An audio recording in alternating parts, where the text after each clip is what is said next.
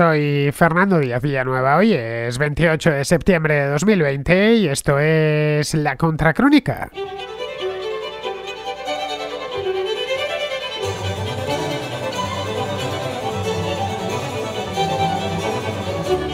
El ambiente político en España se ha elevado varios grados a lo largo de las últimas 3 semanas, es decir, algo más, desde principio de mes más o menos.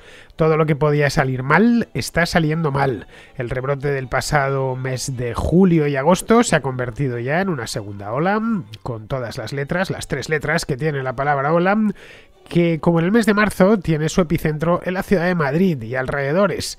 Los contagios se han disparado a lo largo del mes, de este mes de septiembre, superando algunos días los 10.000 contagios diarios. Parece ser que a lo largo de los últimos 3 o 4 días la cosa ha empezado a moderarse, afortunadamente. Pero el problema no es solo sanitario. La pandemia viene acompañada de una crisis política de primera magnitud, cuyos protagonistas la semana pasada fueron el Poder Judicial y el Rey Felipe. Cada semana más o menos van cambiando y arriba del todo de esta crisis política permanente en la que vivimos desde hace meses está el presidente del gobierno, Pedro Sánchez.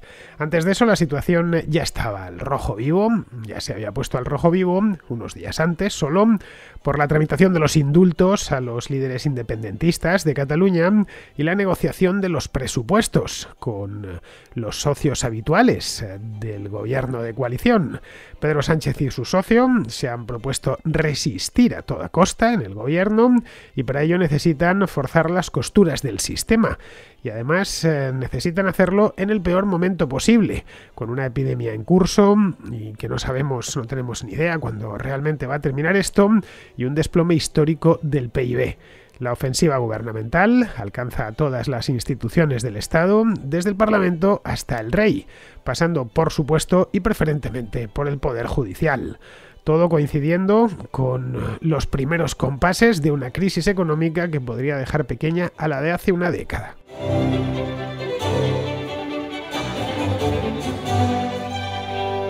Desde 1977 no habíamos tenido en España un gobierno tan débil desde el punto de vista parlamentario, quiero decir, y a un tiempo, aparte de débil, tan sediento de poder. Quizá esa voluntad de agarrarse a la poltrona a cualquier coste, haya que pagar lo que haya que pagar, se deba precisamente a su debilidad, a que sabe que lo tiene bastante complicado y necesita hacer continuamente, necesita y lo está haciendo, equilibrios en el alambre. Intuyen que si se ven obligados a convocar elecciones, una expectativa que está abierta, por supuesto, en los próximos meses, como es lógico, si esos presupuestos no salen, pues bien, si se ven obligados a convocar elecciones, temen que esta vez la moneda caería del otro lado. La tiraron el año pasado 2 veces y no cayó del lado deseado, o al menos no del que deseaba quien convocó las elecciones, que era Pedro Sánchez. Esperaba hacerse con una mayoría sólida y confortable y se quedó con 123 escaños en el mes de abril y con 120 en el mes de noviembre. Bien, en el caso de que la moneda ya directamente les fuese adversa, la suerte, pues ya serían desalojados del poder. No olvidemos que si echamos un vistazo a las elecciones del pasado mes de noviembre, han pasado solo 10 meses, están bastante recientes. Una de las cosas que observamos, nada más mirar los números, es que PSOE y Podemos y los partidos que están a la derecha, en este caso Partido Popular, Vox y Ciudadanos poco a poco ya va desapareciendo, pero los votantes no han desaparecido, pues están prácticamente igualados. Incluso en este caso, en el mes de noviembre, Vox, Ciudadanos y PP tuvieron incluso algunos votos más. Evidentemente, están los nacionalistas, que ya sabemos que lo regulan todo. Bien, precedentes sobre esto hay. Los tenemos el año pasado, no hay que irnos muy lejos. Cuando Sánchez decidió repetir las elecciones, en noviembre de 2019, comprobó, apesadumbrado, que sus apoyos, en lugar de crecer, habían mermado. Y habían pasado solo 9 meses entre el 28 de abril, que es cuando se hicieron las primeras elecciones, y el 10 de noviembre. Su partido obtuvo, el 10 de noviembre, 761.000 votos menos que el 28 de abril. Insisto, solo 6 meses, no había tenido tiempo apenas de desgastarse. Su socio no salió mucho mejor parado, su socio es Podemos, por si no lo sabíais, no sé, alguno habrá que no lo sepan. Bien, los de Iglesias se dejaron entre unas elecciones y las otras 7 escaños y 650.000 votos. En fin, estamos hablando de 1,5 millones de votos, prácticamente no llegan, pero 1,5 millones de votos que se dejó el gobierno de coalición, el hoy gobierno de coalición, en los 6 meses que transcurrieron entre finales de abril y principios de noviembre del año 2019. Aquello fue un baño de realidad algo doloroso, todo hay que decirlo, para el hoy gobierno. Bueno, en aquel entonces Pedro Sánchez ya gobernaba, lo único que gobernaba de aquella manera, es decir, del modo en el que no quería gobernar. Las primeras elecciones, las del 28 de abril, las había convocado porque no conseguía pasar los presupuestos, y la segunda porque veía que no le había salido la jugada bien. Esperaba ir a elecciones y obtener, pues no sé si lo que le daba el CIS de Tezanos, que era una barbaridad, pero sí al menos quedarse con, no sé, 150, 160 escaños, lo cual le hubiera permitido gobernar no completamente tranquilo, pero sí desde luego mucho más tranquilo de lo que está con 120 actualmente. En abril, como os decía antes, obtuvo 123 y eso fue pues como un jarro de agua fría. Así que a partir del 10 de noviembre, esa misma madrugada, vio Pedro Sánchez que no podía seguir tentando la suerte. Aunque para superar la investidura, entre ambos no sumaban, la mayoría absoluta, necesitaban el apoyo de un batiburrillo de partidos que de un modo u otro condicionarían la legislatura. Todo esto estoy hablando a un año vista, 10 meses vista, sí, a principios algo menos de 10 meses vista, a principios la primera quincena de noviembre, cuando ya se sabía el resultado de las elecciones. Bien, llegó entonces lo que nadie esperaba, absolutamente nadie, en el mes de noviembre, la pandemia de COVID-19, con su cortejo de tragedias personales y de tragedias económicas que esas han llegado a renglón seguido. El estado del país, hoy por hoy, y lo sé bien porque vivo dentro de este país, en su mismo corazón, en la ciudad de Madrid, pues es el que es calamitoso, se mire desde donde se mire.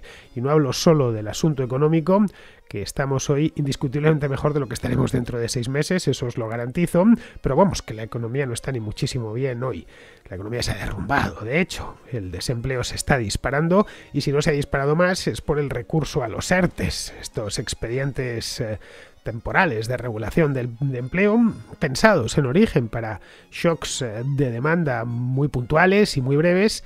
Y bueno, ahí los tenemos 6 meses después, más de 6 meses después de la declaración del estado de alarma, buena parte de los mismos todavía están activos.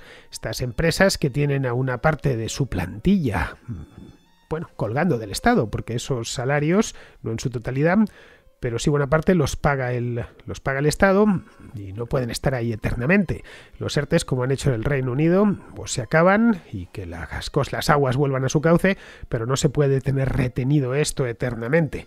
La posición de la ministra de Trabajo, Yolanda Díaz, es la contraria, quiere mantenerlo incluso en el año 2021, con la presión que va a tener eso sobre el déficit en el caso de que se mantengan, que no lo sabemos. Si desde luego desaparecen las cifras de desempleo, observaremos contritos y cariacontecidos como la cosa se va por las nubes. Vamos, que va a escalar en cuestión de meses muchísimo el desempleo. Bien, y si el gobierno de Sánchez puede presumir de algo, a estas alturas, evidentemente de cosa económica no, es de haber gestionado la crisis peor que nadie en Europa. Digo, no sé, por ahí por el mundo, pero desde luego en Europa sin ninguna duda. Y esto no es una opinión, esto es un hecho extraído de los datos fríos e implacables. España es el 7º país del mundo con mayor número de contagiados. A estas alturas el país tiene casi 750.000 contagios positivos, 735.198 exactamente cuando hago el programa. Es el 7º del mundo. No hay muchos países por encima, por encima de España en este aspecto de contagiados. Ya sé que el número de contagios va en función de los test que se hayan hecho, no es una cifra o es un dato concretamente que diga demasiado, pero bueno, nos indica cómo ha ido la cosa, al menos desde el punto de vista de la expansión de la epidemia. En cuanto a los fallecimientos, ahí sí que es más difícil de ocultar, y a pesar de todo, ya sabemos todas las triquiñuelas que están haciendo con las estadísticas de fallecimientos, pues España es el 3er país del mundo en número de fallecidos por millón de habitantes. Después de Perú, después de Bélgica, viene España. Luego ya nos tendríamos que ir a Bolivia, Brasil, Chile, Ecuador, y ya en 10º lugar está Estados Unidos. El siguiente país europeo, quitando Bélgica, lógicamente, sería el Reino Unido, que es el 11º país del mundo por fallecidos por millón de habitantes. Bien, esta es la realidad. Y todo, ojo, a pesar de un prolongado confinamiento, que incluyendo la desescalada, que empezó a principios de mayo y concluyó a finales de junio, pues entre unas cosas y otras el confinamiento, con mayor o menor restricción, duró más de 3 meses. El golpe a la economía ha sido brutal, está siendo brutal, el PIB se encuentra en caída libre.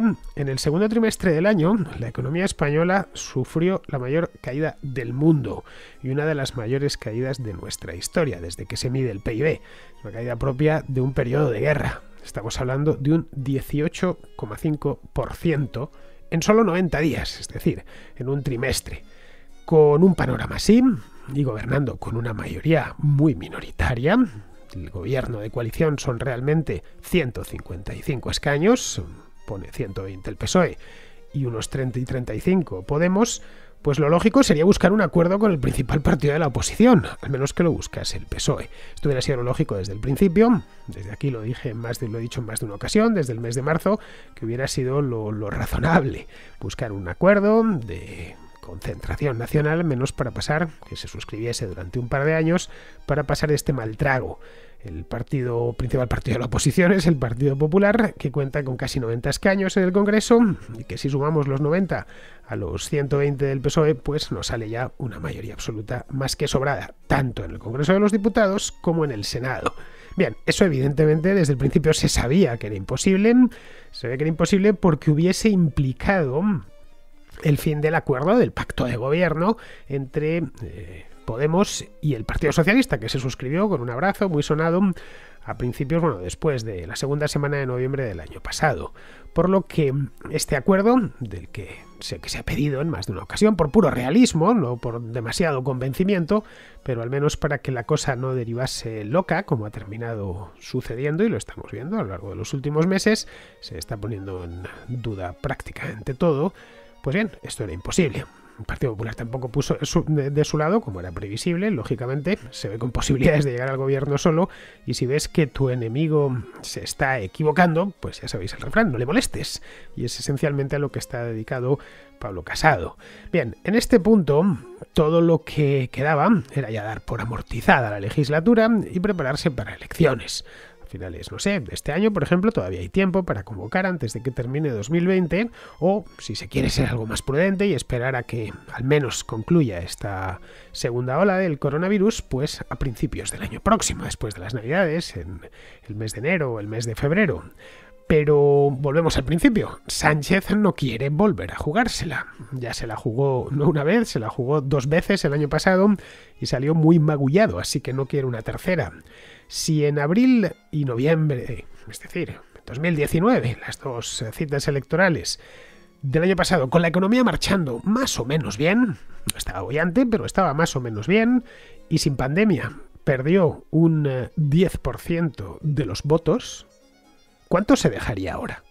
Que para más Inri, Ciudadanos está disolviéndose y la derecha se presentaría con solo 2 partidos, solo 2 marcas, y no como pasó el año pasado, cuando se presentaron con 3. Ya se sabe que con nuestra ley electoral, cuando se diluye el voto, también se diluyen los escaños.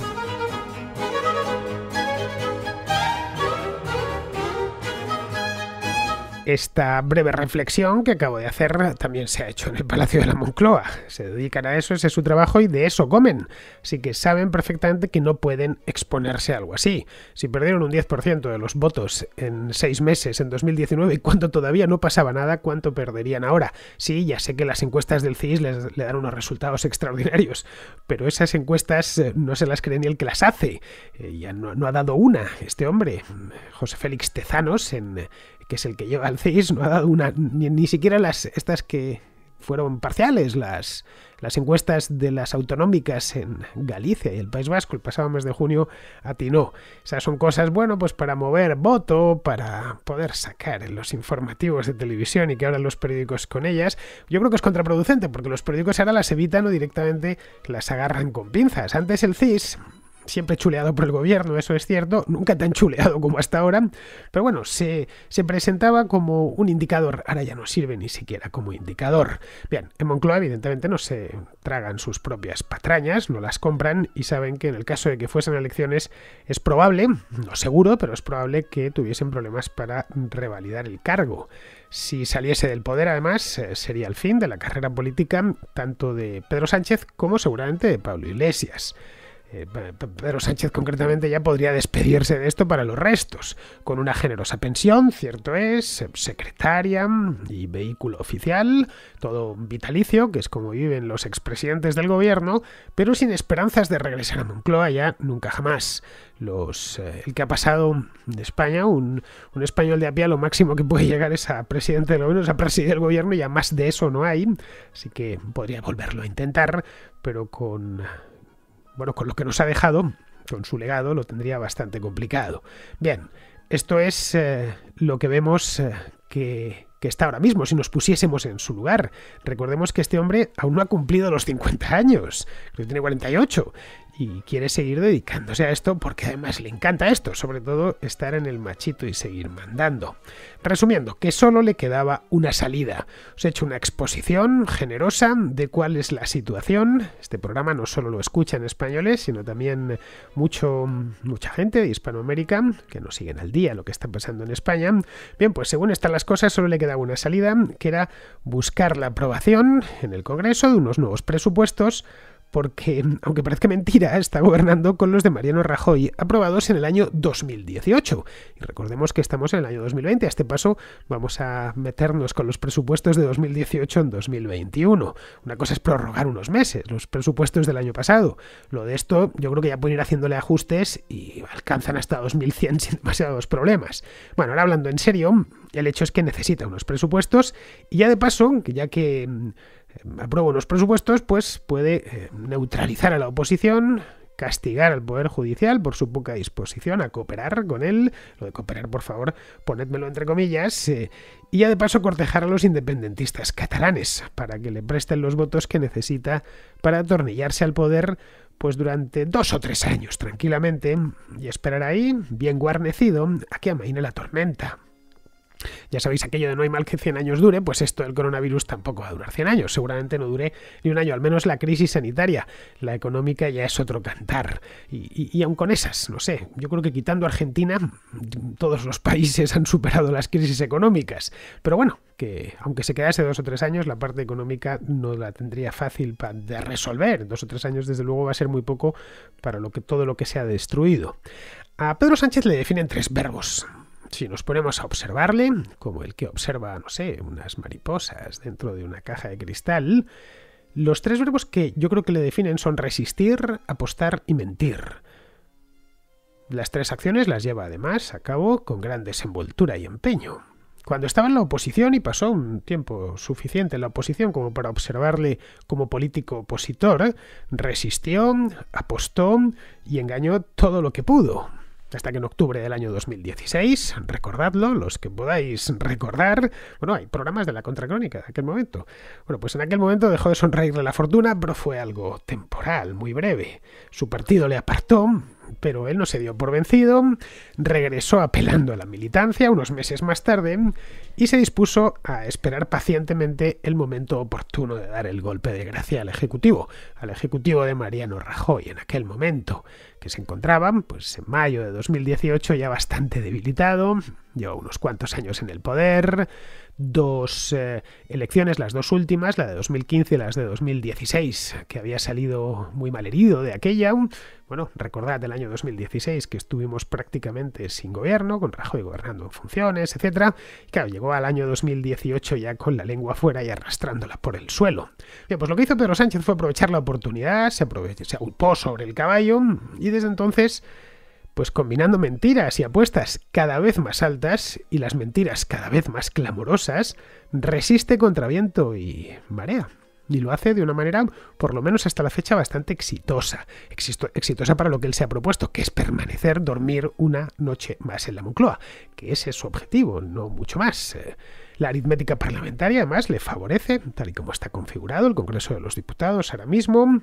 La derecha no puede sacarle el poder mediante una moción de censura, es decir, el método que él empleó para auparse a él, porque, bueno, aparte de no disponer de suficientes escaños, si sumásemos, digamos, la suma hipotética de PP, Vox y Ciudadanos, ya sé que muchos me diréis que Ciudadanos ya está tocando otras sintonías y Ciudadanos aún con todas tiene pocos escaños, solo tiene 10, pero bueno, si lo sumamos no les daría, se quedan, creo que es en 150. Bien, pues aparte de eso, de que la derecha no le puede sacar del poder, los nacionalistas regionales, los que más escaños tienen, que son básicamente catalanes y vascos, le prefieren a él que a alguien del Partido Popular.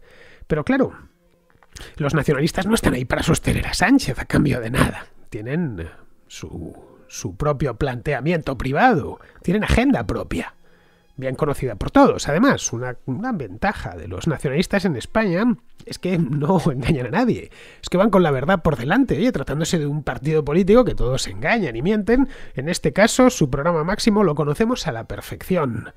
A Esquerra Republicana o a Bildu no les interesa demasiado la gobernabilidad de España, y a pesar de lo que dicen ahora los miembros del gobierno, en absoluto, nada. No, lo que les interesa es desmontar España. Lo han dicho por activa, por pasiva y en decúbito supino. Esto, a ver, no es algo que esté yo inventándome, por supuesto, ni interpretando. Lo dicen ellos siempre que tienen ocasión de hacerlo. Uno y otro partido, tanto Esquerra como Bildu, defienden ardorosamente, además, la independencia de sus respectivas regiones, que es una posición ideológica perfectamente legal en España, pero difícilmente armonizable con el gobierno o con la gobernabilidad de todo el país. Así que no me deja de llamar la atención que los estén tratando de vender ahora como, menos mal, gracias a Dios deberíamos estarles todos agradecidos. En fin, estamos viendo cosas que la verdad no sabe uno si mueven a llanto o mueven a risa. Los líderes de Esquerra se metieron hace 3 años en una ratonera por ir demasiado deprisa, más hace 3 años casi exactos, porque estamos a 28 y todo esto sucedió el 1 de octubre de 2017. Por ir demasiado deprisa y sobre todo por ir por las malas, hacerlo de mala manera.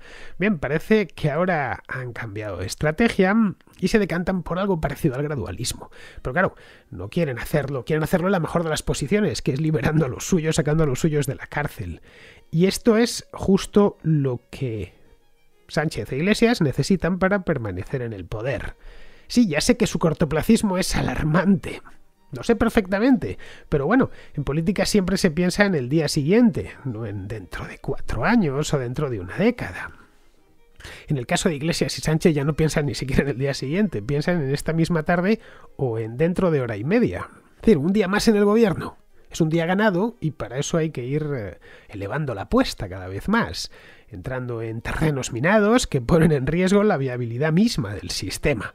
Podríamos preguntarnos si eso le preocupa a la coalición de gobierno, poner en peligro la viabilidad del sistema sobre el que ellos gobiernan.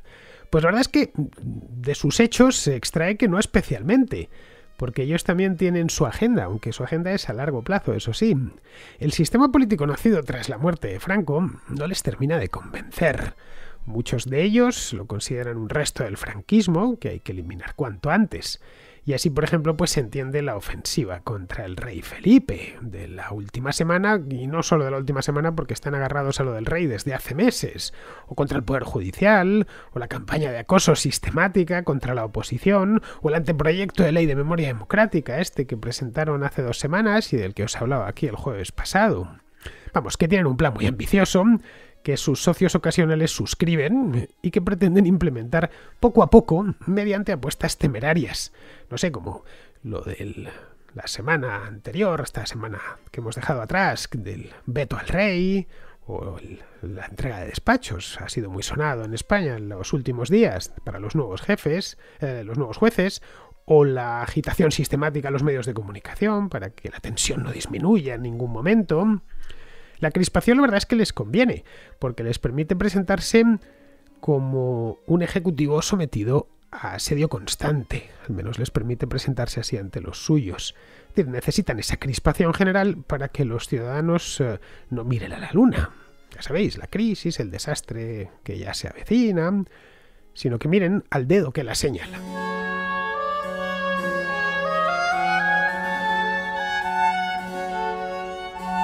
Vamos con la contrarréplica. Empezamos con Francisco, que tiene una pregunta sobre las medidas de contención de la COVID en España, lógicamente. Hola Fernando, quería hacerte una pregunta a ver si eres capaz de respondérmela o me da una solución Andrea, porque yo realmente este es el principal problema que veo.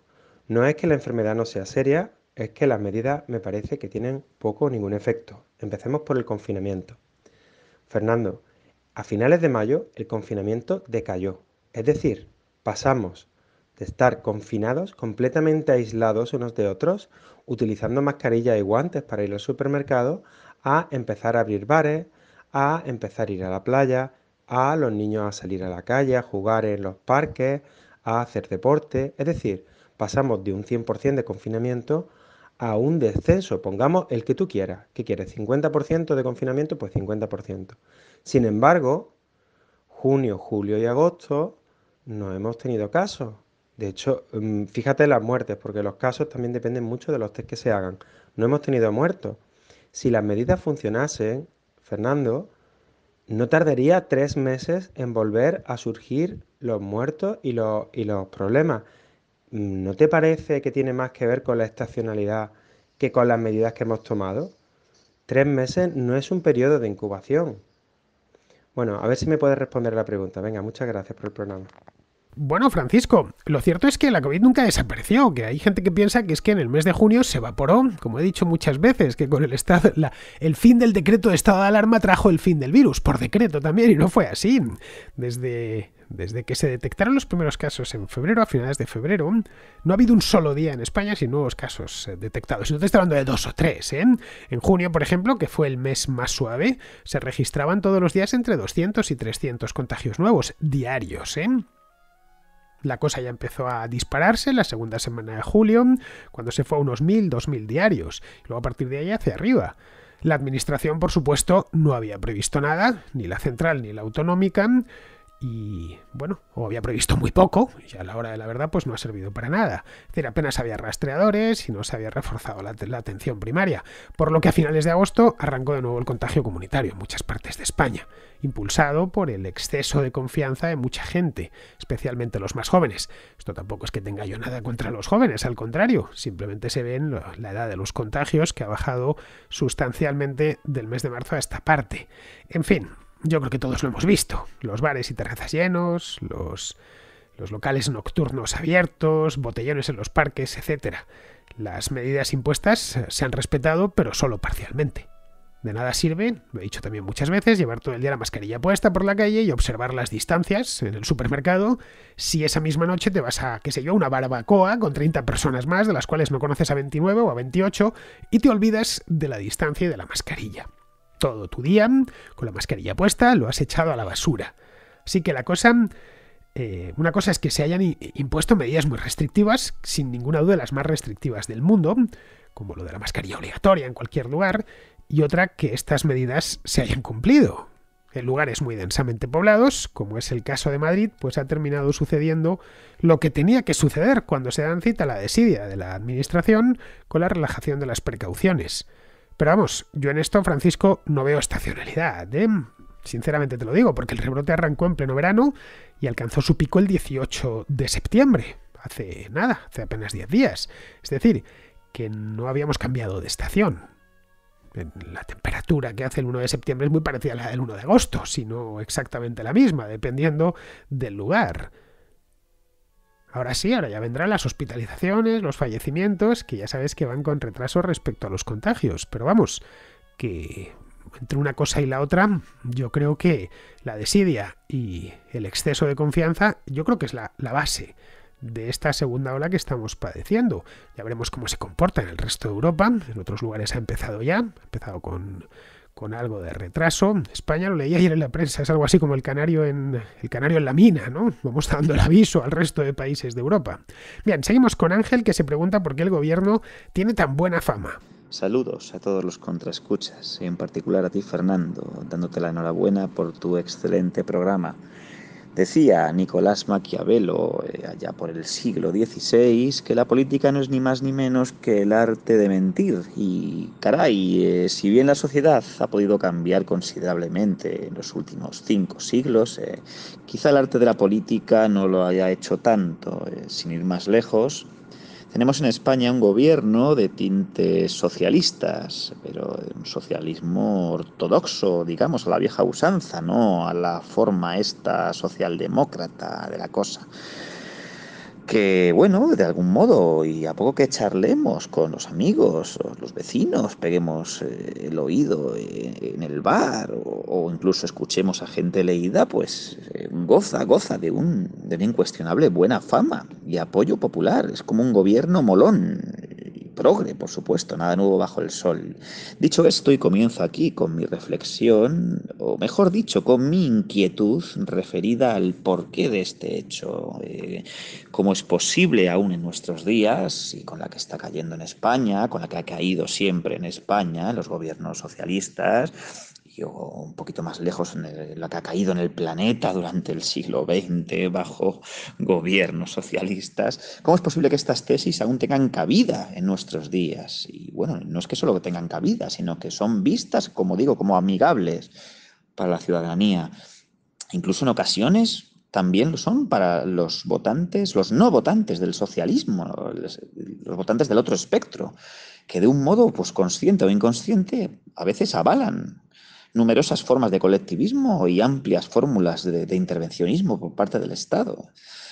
Bien, pues posibles respuestas que he ido cavilando en la cabeza pueden ser, sin duda, el incuestionable efecto de la feroz propaganda que hay en España, materializada, personificada más bien por ese Goebbels a la sombra llamado Iván Redondo, un tipo formidable. O quizá pueda ser debido, sin duda, a la supina ignorancia cultural de nuestra sociedad, sobre la que es muy eficaz desviar el foco de atención de todas las cosas importantes como pueden ser el paro, la quiebra, la deuda, las muertes por COVID o por otras formas derivadas de la gestión socialista, a la cual se le borra eficazmente la memoria sobre las cosas que no interesan, al modo de aquel doble pensar orwelliano, ¿verdad? Todo esto es cierto. Estas dos teorías son ciertas, pero yo tengo una teoría más plausible y quizá más colorista que yo me he deleitado en denominar, y aquí homenajeo a Maquiavelo, la teoría de la mentirijilla piadosa. Y sí, y es que no hace falta ser un ciudadano, ni crítico ni audaz, para darnos cuenta de la recurrencia de la mentira en el discurso político. No hace falta ser audaz, sino que es algo ampliamente sabido por todos los ciudadanos y, lo que es peor, aceptado como un mal menor. Les hemos dado tal cuota de poder sobre nosotros que incluso les hemos concedido la mentira como una de sus herramientas natural de gobierno. Y nos hemos dejado caer en brazos de esa divina protección del Estado engordadísimo que tenemos en España, por ejemplo, que hasta cierto punto necesitamos que nos mientan por nuestra propia seguridad, aunque sea un poquito, aunque sea de modo piadoso, como prueba de que están ahí y de que nos están gobernando. Porque al fin y al cabo mi político favorito miente, pero seguro que el de enfrente miente más. Ahí está la cosa. Así que miénteme, Pedro Sánchez de turno, que así me siento más protegido que si me miente el otro y lo necesito. Esta es mi teoría y supongo que al final el éxito del socialismo se debe un poco a cada una de las causas que he mencionado y seguramente a otras que gustosamente me gustaría escuchar de ti, Fernando. Un abrazo muy fuerte. Bueno, Ángel, el gobierno tiene buena fama entre quienes le votaron. Los que no lo hicieron le profesan una inquina considerable, ¿eh? Vamos, yo creo que este gobierno no es especialmente popular. Esa es mi sensación. Muchos de sus votantes están a la defensiva y esa es la mejor manera de detectar si un político o un gobierno es popular o no. Porque la verdad es que Sánchez se lo está poniendo muy difícil. Pero, en fin, respecto a la mentira, pues aquí se ha dado un fenómeno curioso en los últimos tiempos, y es que mentira ha dejado de importar al político. ¿Por qué? Pues porque los dos impedimentos que había para la mentira en política, que siempre hubo, se han esfumado. Uno es que el votante te lo recrimine, te te lo eche en cara, y el segundo, que la prensa te señale por mentir. Bien, ambos impedimentos han desaparecido. Hoy el votante parece encantado de que le mientan siempre que sean los suyos los que le mienten. Y respecto a la prensa, en fin, lo comentaba ayer en la contrarréplica, está muy trincherizada y a los de su lado les perdona pues casi cualquier cosa. Bien, vamos ahora con Israel, que nos hace una reflexión sobre Casandra, el mito de Casandra y España. Y me gustaría recordar el mito griego de Casandra. Casandra fue un personaje mitológico al que los dioses concedieron el don de ver el futuro, pero el castigo de que nadie la creyera. Y bueno, en las últimas décadas en España pues ha habido diversas Casandras que nos han advertido de lo que iba a pasar y que fueron pues tomadas a cachondeo. Podemos recordar cómo cuando se hizo la reforma del Estatut a principios de los años 2000, pues aquellos que advertían de que este era un paso muy peligroso y un tanto que se apuntaba a los independentistas, se les contestaba con aquello de España se rompe, España se rompe. Y ya vimos en octubre de 2017 pues quién era el que tenía razón. Del mismo modo, también se advirtió pues la deriva que tenía el pacto con la ETA y de cómo pues los crímenes de ETA iban a quedar impunes, los etarras en buena parte del País Vasco iban a dominar las instituciones, iban a expulsar a los no nacionalistas y todo esto pues también se contestaba con burlas. Y ahora el último paso es la Ley de Memoria Democrática, en la que se nos dice que, pese a las advertencias de algunos que decían que este paso lo iba a dar el gobierno, es decir, perseguir las ideas, perseguir las opiniones, evidentemente fueron tomados a cachondeo. Pero claro, esto de que la Constitución nos dice que se pueden defender siempre y cuando sean de forma pacífica las ideas que uno estime oportuno, bien, conviene recordar que también la Constitución dice que no se puede discriminar a nadie por sexo y la Ley de Violencia de Género discrimina por sexo a la hora de condenar. Bueno, también discrimina si eres un político, un cargo progre, como pasó con un exministro o pasa estos días con un magistrado del Tribunal Supremo, del Tribunal Constitucional de Corte Progresista, que bueno, una de las primeras disposiciones de la ley es que te vas al calabozo de cabeza y evidentemente estos personajes no pisaron el calabozo y bueno, fueron absueltos, bueno, en el último caso pues serán absueltos. Es decir, todo esto se veía venir y los que nos advirtieron fueron tomados a coña. Pues sí, Israel, mucha razón tienes, así es. En muchos casos, se ha ido cantando lo que iba a suceder en España con una precisión asombrosa. El día de mañana los historiadores podrán tirar de ello, de todo este textos, vídeos, etcétera, cómo se ha ido viendo con una antelación muchas veces de años. Pero bueno, una de las cosas que yo he aprendido a lo largo de mi vida es que tener razón no sirve absolutamente para nada. Nadie te lo va a reconocer y todo lo que te traerá serán problemas personales y laborales. Esto es algo que he ido aprendiendo, ya te digo, a lo largo de mis años de vida. Y se ve claramente que, pues eso, que estaba en lo cierto. Una vez más que tengo razón y ¿sabes para qué? No sirve absolutamente para nada. Bien, pues ya terminamos. Vamos con Pizarro, que nos habla del anteproyecto de ley de memoria democrática. La memoria no recuerda, sino que fabula usando algunos datos, los condicionamientos presentes y la imaginación. La democracia en temas históricos siempre se muestra demagógica. La memoria democrática es una propaganda de la izquierda que, como ya ocurrió con la propaganda de la memoria histórica, a todo lo más o se tolera irritado o se aplaude sonrojado, pero en ningún caso se la cree nadie, sencillamente porque con buenos y malos no se podría haber hecho la transición. Esta se hizo con malos y malos. Y todos con ganas de enmienda en vez de con ganas de recochineo o de revancha. Esta ley, como su antecesora, será un señalizador de clientes y sectarios, ideal para contabilizarlos y localizarlos. Para el resto será otra propuesta inútil en un momento inoportuno de este gobierno de incapaces. Un cordial saludo de Pizarro. Y hasta aquí, queridos amigos, ha llegado esta primera contracrónica de la semana. Mañana, que será la segunda porque es martes, pues habrá más contracrónica y aquí estaré para contárosla. Hasta mañana, amigos.